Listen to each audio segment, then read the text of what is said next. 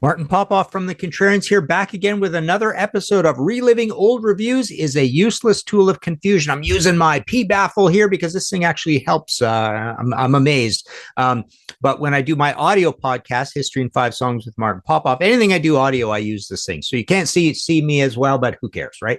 Okay, so this is the show within the Contrarians where we look at an old review and see if the author got it right, without the context of having decades and decades of all of us blabbing about these albums over and over again.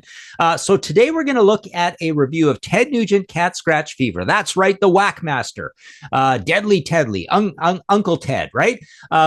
This is a review by M.O. Michael Oldfield, right? In Melody Maker, June 18th, 1977. So let's see what we've got here. We've got a picture of Ted looking rather fine. And we've got Nugent Fever, exclamation mark, Cat Scratch Fever. All right. They list all the players as well. So we've got, of course, Derek St. Holmes, Cliff Davies, and the great Rob Grange, one of the great bass players of all time. What a groove on that guy, right? Okay.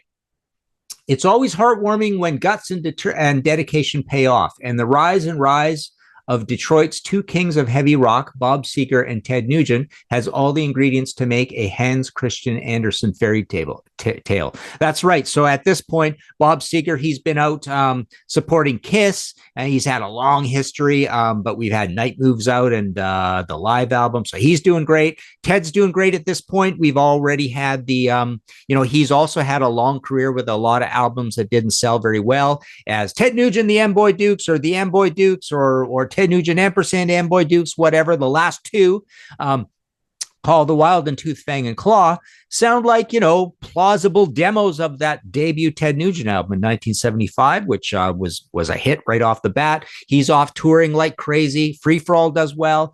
So we're up into the third studio album with Cat Scratch Fever. Then Tony said, Michael says, both have been, I said Tony because I was going to do a Damned one first, but it's really long. So I might do that as well. But Tony Parsons wrote that one. Both have been slogging around the States for years, but despite brief flashes of fame with the occasional hit single, it's taken them both until the mid-70s to really break through. That's right. Seger is, of course, the hotter of the two at the moment, thanks to the massively successful Night Move single and album, and now Nugent's time has come.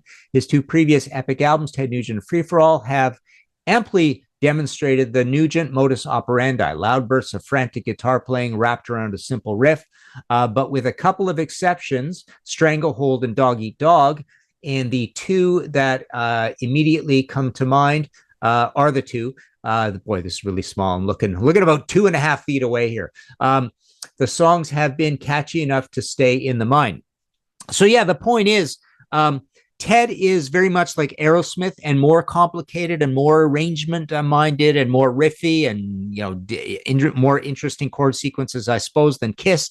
But it's Ted Nugent, Aerosmith, Kiss, Blue Oyster Cult that are all kind of competing and doing well in America at this time, with the waning of the British bands, right? Deep Purple's gone. Black Sabbath's in kind of dire straits between Technical Ecstasy and Never Say Die. Uriah Heep isn't doing very well at this point. Led Zeppelin's Presence wasn't that great an album, right?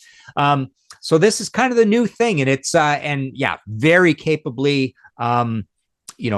written interesting songs here, various speeds. You got the great Derek St. Holmes giving the soulful foil vocals to Ted's vocals, which I love Ted's vocals as well.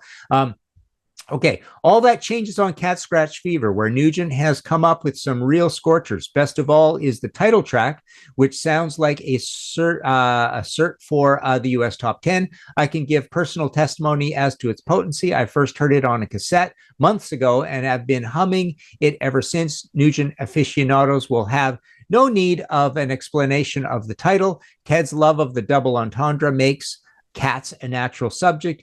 The way he can get in plenty of references to stroking pussy. Even saucier is Wang Dang Sweet Poontang, introduced to British audiences on his last British tour, which included this gem, worthy of any carry-on film. All right, baby, you see what I got right here, my hands, and it's for you, baby. I think I'm gonna, like I say, I'm looking at this 2.5 feet away. I should have made this a little bigger.